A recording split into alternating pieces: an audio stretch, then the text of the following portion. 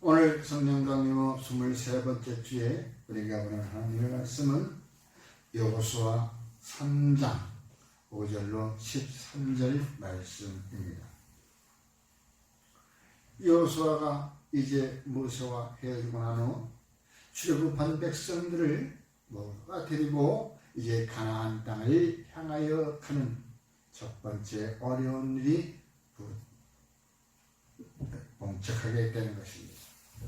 여러분, 그 앞에서 여호수아는 어떠한 마음이었겠어요? 여호수아 1장 7절에서 8절에 내가 어디를 가든지 내가 너와 함께하는 것을 내가 말씀해 주셔서 좌우로 흩어지지 말고 좌나 우로 치우치지 말고 한 길을 가라, 어떤 길을 가라, 그와 같이 말씀하셨습니다. 또 여호수아는 그 말씀에 의지하여 이제 출애굽한 백성들을 이끌고 앞에 서서 가려고 하는데 참으로 너무나도 힘이 들고 너무나도 앞이 캄캄한 일들이 벌어지는 것입니다. 요 요단강을 건너가야 되는데 이 요단강 그때 이 당시에는 추수 때라 또 물이 또 많이 와가지고 비가 많이 와서 물이 넘쳐서 요단강이 철렁철렁 넘쳐 흐르고 있습니다. 그걸 지금 이 백성들 버리고 또 가장 중요한 그 주님의 말씀 언약궤를 메고 또 가야 되는데 참 거룩한 깜깜한 거예요. 그래서 여호수아도 걱정했었던 때에 여호와 하나님께서 지금 말씀하십니다. 너희는 모두가 성결하라. 너희 자신을 성결하게 하라. 성결한다는 것은, 정결하다는 것은 바로 피 흘림 제사가 있었어야 되는 것입니다. 피 흘림 제사가 없이는 우리가 성결해질 수가 없다는 것입니다. 우리 죄를 사할 수가 없는 것이죠. 우리의 무대에 있는 그 모든 더럽고 추악한 죄악들이 남아있는 것입니다. 바로 구약 이 시대에는 바로 피의 제사, 양이나 소나 이러한 깨끗한 짐승들을 가지고 우리가 여호와 하나님 앞에 드림으로써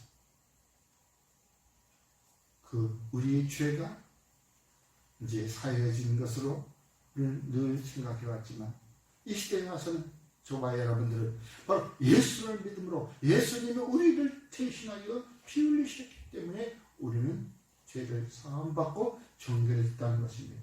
성결해졌다는 것을 믿으시기 바랍니다. 그런데 성결한 자신을 우리가 알지 못하는 요즘 세대인 것입니다.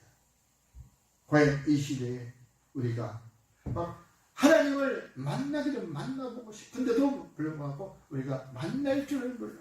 어떻게 하면 하나님을 만날 수 있을까? 하나님을 본 자는 모두가 살아남지 못하고 죽는다 했는데 과연 우리는 어떻게 해야? 그래서 대략 사람들이 그걸 핑계대서 하나님을 만나면 모두가 죽는데 하나님을 만나주지 않는데 뭐 만나? 그렇게 하고서 그냥 무시해버리고 맙니다. 왜? 내 자신이 정결하면 하나님을 만나보고 싶으면 하나님이 꼭 우리가 대면해야 됩니까? 하나님은 우리에게 어떤 모습으로 나타납니까? 말씀으로 나타나십니까? 과거에 이 출애굽할 때 지금 하나님은 어떠한 모습이었습니까? 구름을 덮었을 때 구름 가운데 계셨던 하나님, 또한 불로써 우리를 우리 앞에 나타나셨던 하나님이셨던 것을 왜 오늘날 장마 때라 그래서 구름이 지면은 하나님이 계시구나 그게 아니라 그때 분명히 인도하신 하나님은 구름 가운데서 계셨습니다. 그 하늘에 구름이 머물러 있으면 그 백성들은 섰고 또 구름이 이동하면 그 구름 따라서 이동하였던 그 출애굽하였던 백성들을 생각해 보십시오. 바로 그것은 곧바로 오늘날 말씀에 비춰 말씀에 의해서 내가 비춰서 따라가고 멈추고 말씀에 의지하여 앞으로 나가고 발걸음을 멈췄다는 것을 우리는 알아야 되는 것입니다. 바로 이와 같은 것은 오늘 우리가 옳고 그림에 따라 행동하여라 라고 말씀하고 있는 것입니다. 히브리서 9장 22절에 율법을 따라 거의 모든 물건이 피로써 정결하게 되나니 피 흘림이 없은즉 사함이 없느니라. 과연 내가 옳고 그름은 무엇을 따서 바로 말씀에 비추어 보라, 이 말씀입니다. 주의 말씀에 내 발의 등이요 내 길이다. 주의 말씀 내 발의 등이라고 말씀하셨습니다. 바로 그렇다고 내가 죽어야 된다고? 내가 죽어야 되는 것이 아니라 나를 대신하여 예수님께서 십자가에 달리셨던 그 사건으로 말미암아 우리는 피의 제사를 드렸던 것입니다.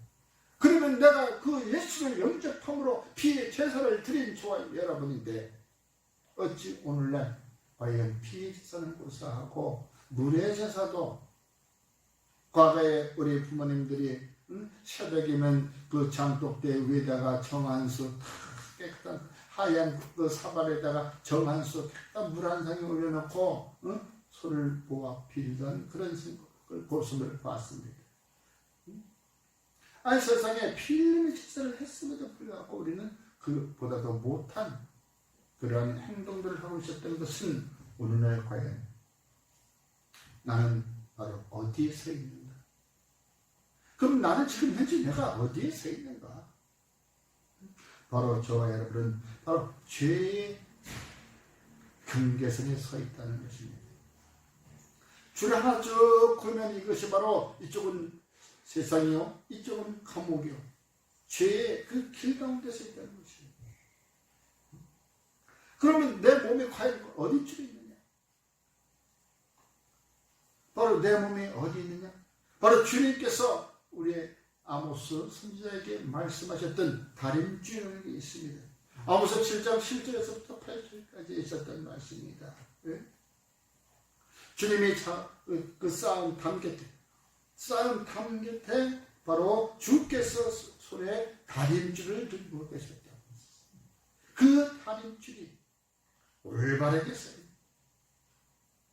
다림줄이 삐뚤어지는 것이 아닙니다. 바로 내 담벼락을 쌓은 것을 보고 다림줄을 딱 재보니까 담이 똑바르게 쌓여 있으면은 그건 바르게 쌓인 담이다. 그러나 담벼락이 약간 기울어졌다. 이 다림줄보다는 약간 틀어졌다. 각도가 벗어났다. 그러면 이제 그 잘못 쌓은 것이죠. 바로 이와 같이 저와 여러분들의 삶과 여러분들의 발걸음은 바로 다림줄에 비추어서 우리가 과연 바르게 가고 있는가? 그것이 다림줄은 주님의 말씀인 것입니다. 어찌 보면 그것이 또 주님의 심판인 것입니다. 여러분, 잠언 14장 15절엔 어리석은 자는 온갖 말을 믿으니 슬기로운 자는 자기의 행동을 삼가느니라.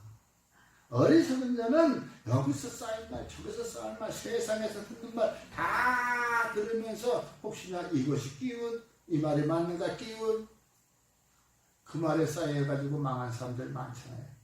네? 오늘날 무슨 주식 투자다, 무슨 투자다, 뭐다. 그러면 자기가 하지 왜 남한테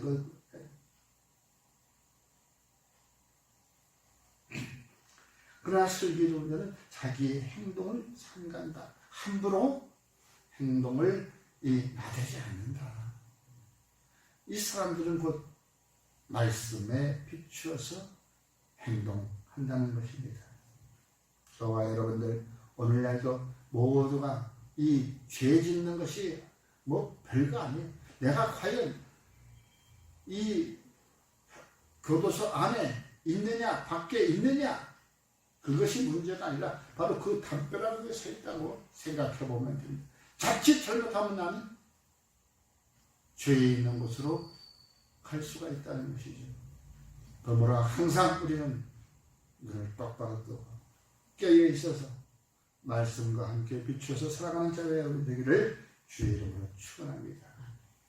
그러므로 내가 하는 행동이 옳은 건지 그런 건지는 바로 나 스스로 자신을 생각하는 것이 아니라 판단하는 것이 아니라 말씀에 비추. 말씀에도 분명히 옳은 건 옳다. 그럼 그러다라고 얘기했지. 내가 판단해서 뭐가 어떻고 저떻고 이렇게 하지 말라 이게. 각가지 이유를 내가지고 변명을 하는 거. 또한 우리가 진정으로 하나님을 만나보려면 내가 할 수 없는 것이라면 나는 나를 죄에서 이끌어낸 그분의 말씀을 드려야 되는 것입니다. 나를 죄에서 이끌어낸 분 바로 예수님이었습니다. 오늘날. 그러나 이 출애굽 당시에는 바로 애굽 땅에서 우리 백성들을 이끌어낸 지도자였습니다. 인도자였습니다. 그러므로 우리는 항상 언제 어디서나 지도자의 말, 지시에 따라야 된다는 것입니다. 어느 한 단체나 공동체에서 그 리더가 있다면 그 리더의 말을 적극적으로 호응해 줘야 되는 것입니다. 그래야 그 공동체가 잘 성장해 나갈 수 있는 것이죠. 그러므로 우리가 지도자의 지시에 따라 행동해야 되는 것입니다. 여호수아 1장 18절에 누구든지 당신의 명령을 거역하며 당신의 말씀에 순종하지 아니한 자는 죽임을 당하리니 오직 강하고 담대하라 라고 말씀합니다. 바로 여호수아에게 여호와시 전권을 리더십을 아주 부여해 준 것입니다. 내가 하는 모든 말의 명령에 따라 너희 말을 따르지 않으면 내가 죽여버리겠다. 그것은 우리가 바로 민수기에서 나오는 모세를 통해 알 수 있었습니다. 민수기 16장 32절에 고라의 자손들이 나옵니다. 예? 그 고라의 자손들이 어떻게 고라뿐만 아니라 또한 다단과 또 이 아벨람이 있었습니다. 같이 혼자 그 뭐 하니까 으쌰으쌰하니까 거기에 따라 맞춰. 다단 바로 누구냐냐 바로 루벤 자손입니다. 루벤 자손입니다. 바로 그러한 사람들이야. 그러니까 모세 자기의 가에 뭐 같은 이스라엘 지파의 사람들 중에 거의 같은 사람들끼리 지금 이야기하고 있는 거예요. 이들이 반역을 했잖아요. 모세에게 그 코민에서 반역했어요. 너만 지도자냐, 너만 제사장이냐, 우리도 할 수 있다. 루벤 둘째 아들 자식이었으니까. 또 레위 집안 사람도 있어. 참. 그러니 어떻게 했어요? 모세가 또 아버지 하나님한테 가서 지금 이와 같이 내 부인 아주 그냥 진퇴양난입니다. 응? 나를 죽이려고 합니다. 다 나오게 해라. 다 모든 백성 다 앞에 와서라. 그러더니 어떻게 했어요? 고라와 다단과 아벨람이 그의 부리들이 서 있는 그 자리가 어떻게 갑자기 여호와 하나님께서 그냥 땅이 그 입을 열어 그들의 자손과 예물까지 그들의 물건까지 뭔가 재물까지 땅 속으로 쓰오리라고 지옥. 아마 땅속이 지옥인가 봐요. 다 삼켜버렸어요. 바로 취업하던 그 백성들은 인도자의 말을 듣듯이 바로 우리가 천국으로 가는 가나안 땅으로 들어가기 위한 리더들의 지도자들의 다시 말하면 오늘날 제사장들, 목회자들, 또한 구역장들, 다 직분자들 뭐야 다 천국으로 들어가기 위해서 우리 다 일하는 사람들이 그 리더의 말을 잘 따라 행동해야 한다는 것을 믿으시기 바랍니다. 느헤미야 9장 26절에서 그들은 순종하지 아니하고 주를 거역하며 주의 율법을 등지고 주께로 돌아오기를 권면한 선지자들을 죽여 주를 심히 모독하였다. 오늘날 같은 이 폐악한 사람 직접 살인은 안 하겠지만 이와 같이 말로 그 천사를 하는 사람들이 있습니다. 말로 사는 이러한 세상에서 살아남고 의학 가나안 땅까지 들어간다는 것은 보통 우리는 힘든 게 아니에요. 이 세상에서도 살아가는 것조차도 힘든데 어찌 그와 같은 일, 주의 나라를 우리가 들어가서 살기로 합니다. 바로 너무나도 힘들기 때문에 가장 쉬운 방법으로 저와 여러분들이 복음이라는 것이 우리 귀에 들어왔고 우리 몸에 들어왔던 것입니다. 우리의 삶에 복음이라는 것이 들어왔기 때문에 우리는 그 가나안을 바라보고 갈 수 있다는 것이 이제 믿으시기 바랍니다. 그러면서 우리가 살아가는 것이 이 삶이 천국의 모델에 대해서 살아가는 거예요. 지금 가나안 땅에 지금 들어가기 위해서 너희들이 거기 가서 살아야 할 것 미리 지금 이 광야에서 배우고 있는 거예요. 거기에 악한 족속들 다 죽여버려라. 그 나오잖아요. 가나안 족속 있었죠. 헷 족속 있었지요. 히리였었죠. 브리스, 기리스, 아모스, 여부스 이 7개 다 죽이라는데 그중에 또 한 가지 못했죠. 이 바로 사단들 중에서도 우리와 타협하는 사단이 있다는 것을 믿으시기 바랍니다.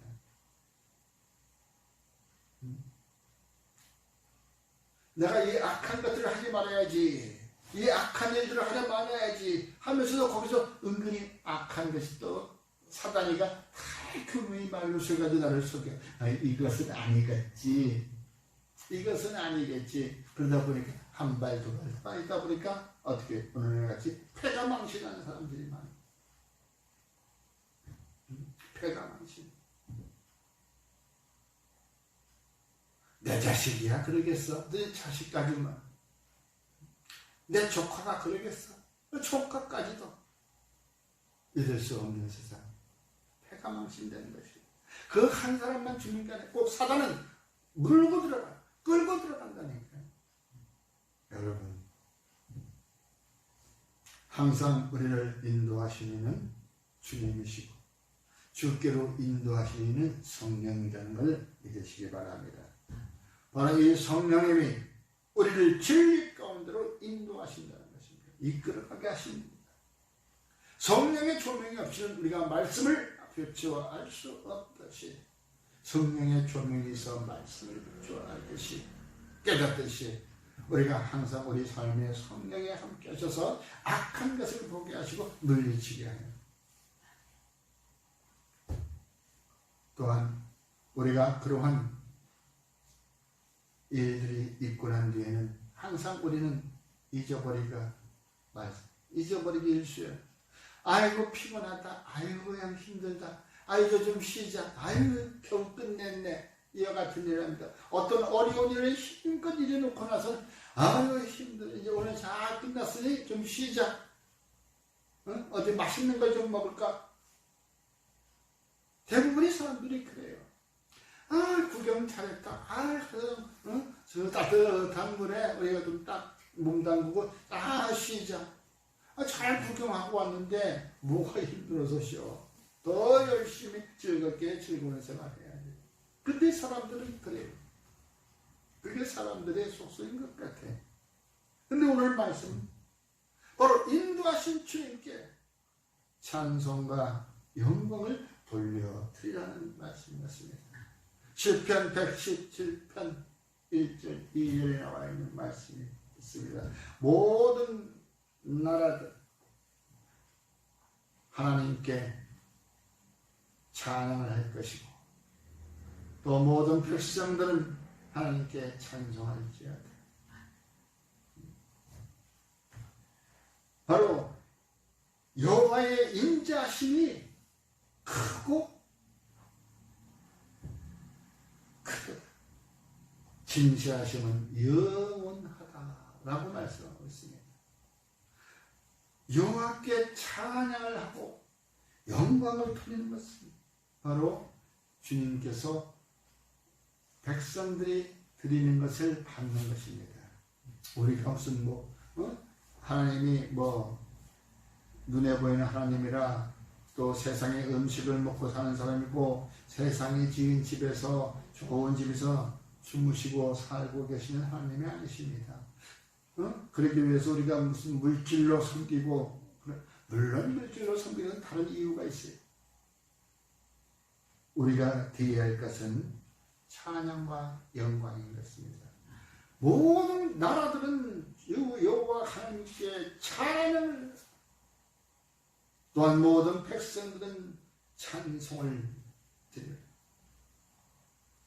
그러면 바로 여호와의 인자심이 크고 크도다, 진실하심이 영원하도다라고 말씀하고 있습니다. 즉 그 안에 진리가 있고 평강이 있다는 것을 믿으시기 바랍니다. 시편 66편 2절에는 그의 이름이 영광을 찬양하고 영화롭게 찬송할지어다 라고 말씀하십니다. 그 여호와 하나님의 그 이름 그 자체가 영광인 것입니다. 그 영광을 우리는 늘 날마다 입으로 부르고 있으면서도 영광이 뭔지 몰라. 어떻게 하나님께 영광을 돌려야 되는지 몰라. 바로 내가 기쁜 마음으로, 회복하는 마음으로, 회개하는 마음으로, 즐거운 마음으로 여호와의 이름을 부르는 것이 바로 여호와께 영광을 드리는 것입니다.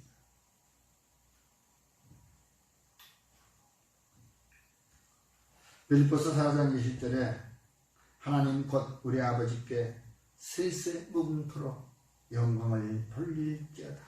아멘. 이사야 42장 10절에 여호와께 영광을 돌리며 성들 중에서 그의 찬송을 전할지어다. 그러니까 영광과 찬송은 항상 같이 묶여서 다니는 것입니다. 따라다니는 것입니다.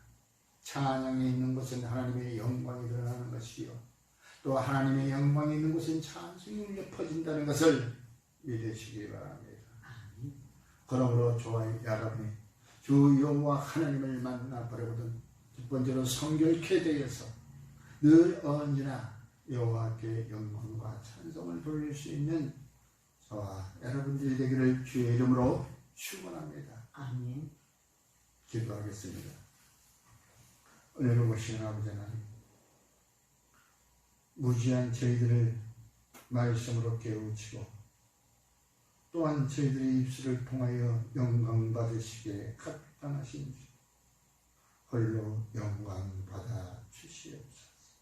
저희들이 입술에 늘 언제나 찬양이 끊어지지 않도록 주의 도와주시옵소서. 성령이 우리의 삶을 인도해 나갈 수 있도록 주님 늘 함께 하여 주시옵소서. 예수님 이름으로 축복하며 기도드리옵나이다. 아멘.